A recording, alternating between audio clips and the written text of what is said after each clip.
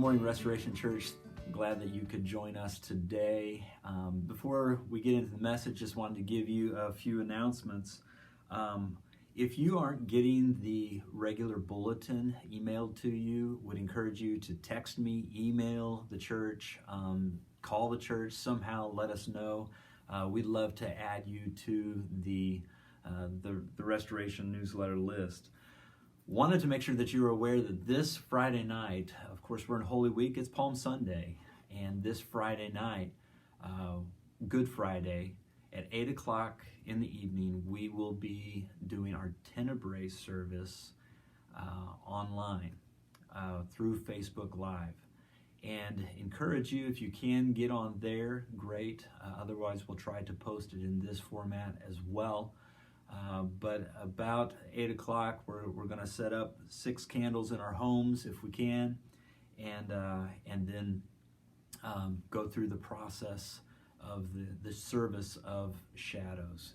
Encourage you to join us then or later in that service, reminding us of the death that preceded the life of Easter Sunday. Want to encourage you as well to continue your faithful giving. Thank you to those who have online giving or through the app. You can mail in your tithe and offerings. Thank you to all of those who have continued to be faithful in that way. We appreciate that and really want to see God do new things in these days. We have unexpected problems right now, but this is giving us unexpected opportunities as well. So thank you for being a part. I'm missing you, love you, and look forward to seeing you hopefully sooner rather than later. Blessings, church. I encourage you to Matthew chapter 16. I wonder, are you making any plans these days? Probably not. Probably you are canceling all of your plans. Like a lot of you, we had plans for spring break. Corbin actually was going to go to Rome, Italy, over spring break. Part of the feature of one of the classes he was taking in school. And of course, Italy was one of the first places to be hardest hit by this pandemic. He was told that he was going to be able to go on this trip at some point, but we felt disappointed for him. He was disappointed. And so Mom decided she's going to get him concert tickets down in Louisville. And so bought concert tickets, and wouldn't you know it, concert was canceled. The following week was our spring break, and Jaden and I were headed to Washington, D.C. for a band trip. And Jennifer and Evan were going to go, and Evan was going to celebrate his birthday there with us. And we thought, well, maybe Corbin can go along, but you know that Washington, D.C. closed as well. You're experiencing similar things. No spring sports. No going back to school this year. And as much as the kids may love that, the parents are probably hating that. Plans have changed. Seniors in high school, seniors in college are going through something that has never happened before. This unprecedented canceling of all commencement activities. And we grieve with you in that. That's tough stuff. Trying to figure out what an online commencement might look like is kind of fun to consider what that might look like. We'll see. We're about to see. And sometimes our plans don't work out. Sometimes they change, and sometimes they change suddenly. I was just thinking that I think it was 3 weeks ago today, 3 weeks ago, 4 weeks, whatever it is, however you count, that we had our last day in the building. And that next day, we got all of our our orders filled for our Easter brochures. I've got 500 Easter brochures that will go in the trash. Because that same day, that Monday, we also got the orders that we couldn't gather together in groups larger than 10. Just a short time ago, we were making plans. Few of those plans are going to happen now. You know, the day that Jesus entered into Jerusalem with palm branches waving overhead and palm branches covering the street under feet, everyone had plans that day. The morale that followed Jesus' ministry had never been higher. The Messiah was entering the capital city of Jerusalem with hosannas being shouted from people of all ages. The crowds were excited about the certain prospect that Jesus was coming to Jerusalem and would set up his kingdom.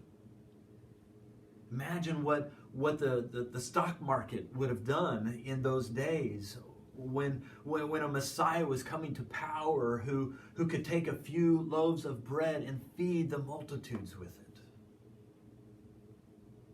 Imagine what it would feel like to be under the leadership of one who heals the sick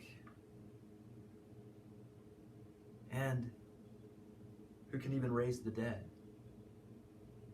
who has a special love for the poor. This is the Messiah, and this Messiah is more than anyone could have expected the Messiah to be. And on this early spring day, the first day of a week in which this nation was remembering that years ago they were in bondage under Pharaoh in Egypt and enslaved by that nation.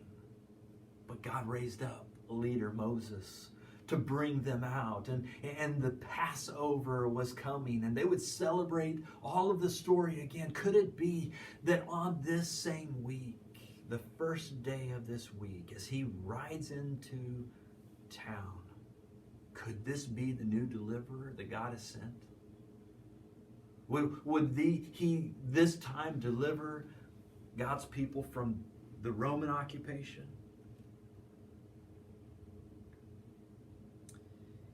He would indeed come in his kingdom that week. But it would not be as anyone could have expected or would have expected. Few could have predicted what Jesus and his disciples would go through that week. The crowds were making plans on Sunday, but they weren't the plans that would happen. See, on Sunday, the city was in celebration, singing their hosannas. But by Friday, the city was in uproar and turmoil.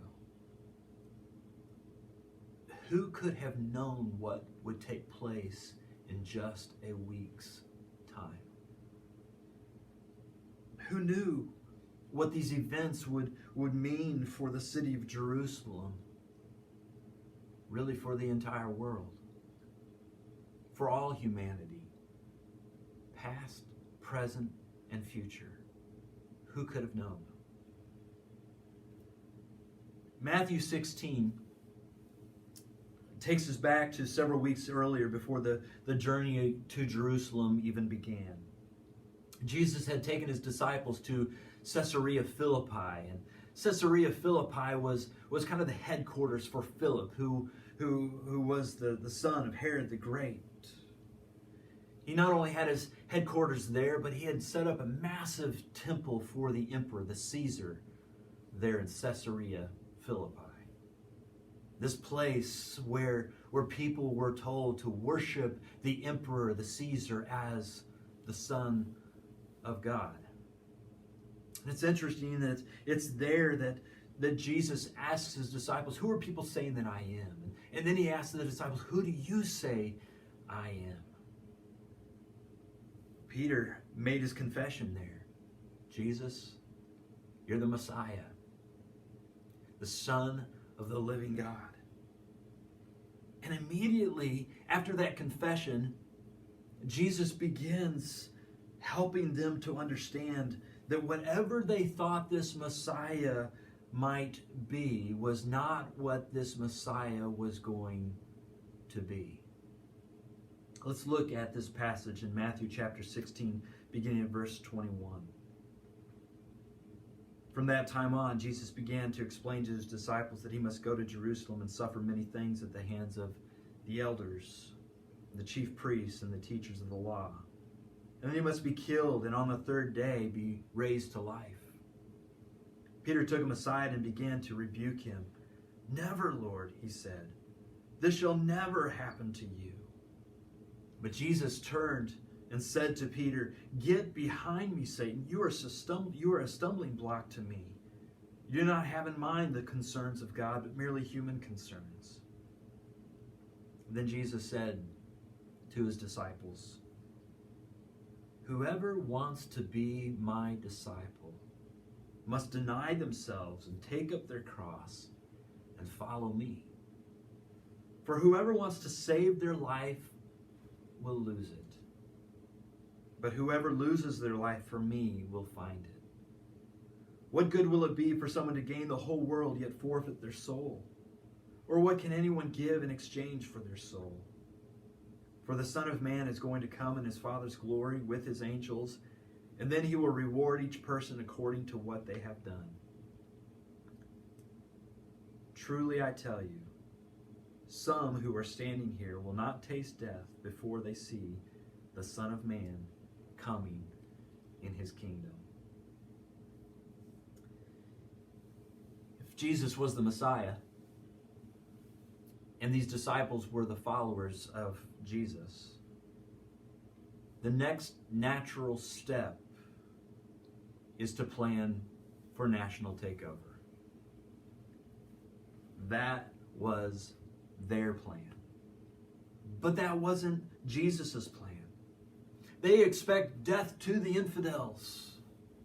And yet Jesus is talking about his own death. And understand, let's be clear, that he's not saying, let's try this and hope it works out and we don't all get killed. Understand, he's not even saying, let's try this and we'll probably all get killed. No. He is talking certain death. I will be killed. It may be true that winning isn't everything, but as Charlie Brown once said, losing ain't anything.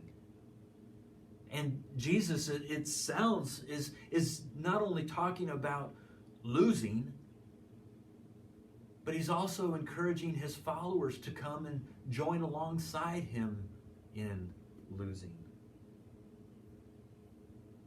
It turns out that following Jesus isn't a walk in the park outside the palace.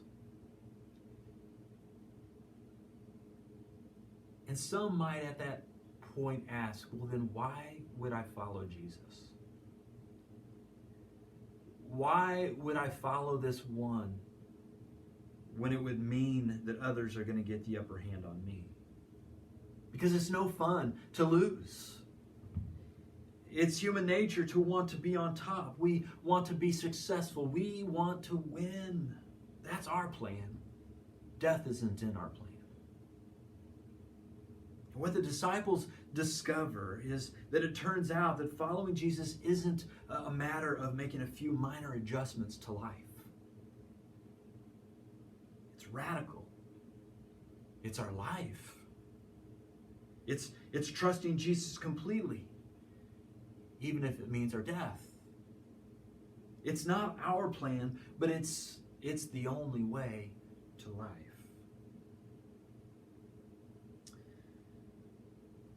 When Peter and the other disciples heard Jesus' explanation as to what was about to happen, all they heard was the part about death. What they missed was the promise of life. And I think that we are prone to missing that promise as well. The promises are tucked in to Jesus' plan.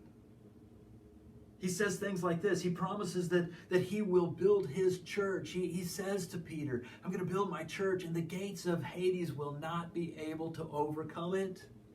That's a promise. He talks about giving the keys of the kingdom to those who are faithful in prayer. That's a promise. All they hear is that Jesus will suffer and be killed. But he also promised that the Son of Man would on the third day be raised to life. We tend to forget about the life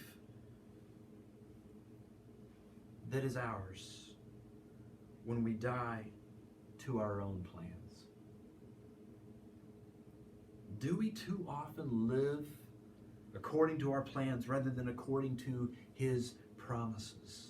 What if we could die to our plans and live in his promises? How might it change all of life? Our plans have been horribly disrupted recently, haven't they? There's so much that we could never have anticipated a month ago. There's so much we can't anticipate for next month. There is so much that we can't know. Our plans are subject to change. But there are things that we can know, and that's what we got to hear today. We can know that God's promises never change. God's promises never change. God promises never to leave you. He promises that he will reward those who earnestly seek him.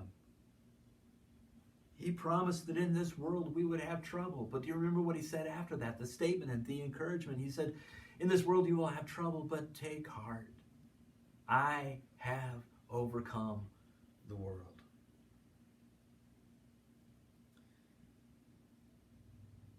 He promises his return.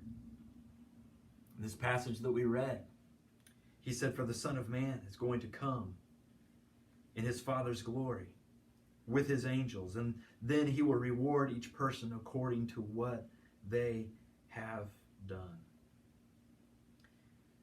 When our plans change, we must remember that God's promises don't change. And he assures us that when his plans don't seem to make sense to us, but we continue to follow him, it will all make sense someday in the end. There's a sequel to the popular fantasy novel Alice in Wonderland. Lewis Carroll wrote The Looking Glass as the sequel. And in The Looking Glass, we again see Alice, the star in Alice in Wonderland, but she returns to this fantasy world, this time through a mirror. And it's an interesting story, because in this story, everything is reversed, as in looking in a mirror's reflection. If one wants to approach something and tries to walk toward it, they only find themselves getting further away from it in the story. Only by walking away would one find himself getting closer. And it's this kind of language that Jesus speaks to us. He says, are you dying to live? We've said throughout this series, you won't learn to live until you learn to die. It's backward. It's upside down. It maybe doesn't make sense. But Jesus says this. He says, the more you try to save your own life, the more you'll find yourself losing. But if you can stop trusting in your plans and begin trusting in my promises, Jesus says, he says, whoever loses his life for me will discover life. You know, it's a good time to be reminded. Just because your plans aren't working out doesn't mean that God's promises are nullified. What if we could die to our plans and begin living in God's promises? You know, I know these are difficult times for us. There are difficult economic times for us right now. The market may completely collapse. I don't know. You don't know. No one knows. But let me tell you this, that if the bank forecloses on your mortgage and you lose your house, that doesn't change God's promises. Wow. You may contract the virus. I hope you don't. I'm praying that you don't. I'm praying that we stay well. Some of us may even die. We don't know. All of us will die one day. We do have that promise. We know that all of us will die if the Lord doesn't return first. And we don't know when the Lord will return. He could return this week. As we're remembering Passover and as we're remembering Easter, could it be that he comes to deliver his people again? I don't know. That would be an Easter celebration that we didn't plan for. But whatever happens this week, it doesn't change God's promises. The disciples walked through Holy Week according to their plans, but forgetting Jesus' promises. What might it look like if we approach not only this week or the rest of this COVID crisis, but we approach the rest of our life, not according to our plans, but according to God's promises? Jesus said, what good will it be for someone to gain the whole world, yet forfeit their soul? Or what can anyone give in exchange for their soul? You can't put a price on that, he's saying. And then he left his disciples with this promise that we read earlier. The Son of Man is going to come in his Father's glory with his angels, and then he will reward each person according to what they've done. So my challenge to us today is don't live into your plans, but let's live into his promises. As we continue to journey to the cross this week, and as we continue to journey through this coronavirus crisis, and as we continue to journey through the rest of life, we are centered in the knowledge that Jesus is Lord. The journey is painful. It's disruptive at times to our plans. It's really what Lent has been all about. It's really what the COVID crisis has been all about. We have fear, we have anxiety because death seems to surround us in Lent, in the COVID crisis. But through it all, God is good, and God can be trusted. Jesus is still Lord and powerful to redeem, church. At the end of it all, we have this hope. Our plans will fail. Isn't that a great hope? Our hope is this: his promises will never fail, but will always be proven true. Can I pray with you? Jesus, wherever we are in our disruptive plans today, Lord, I pray that we would not so much focus on how our plans are crumbling, as much as we focus on the promises that you are near.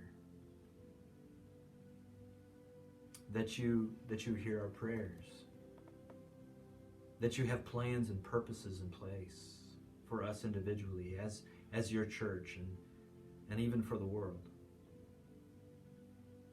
That your promises are good, that you will return for your faithful ones. And that we just need to focus in on being faithful to you through it all. Help us again to know how to help others right now.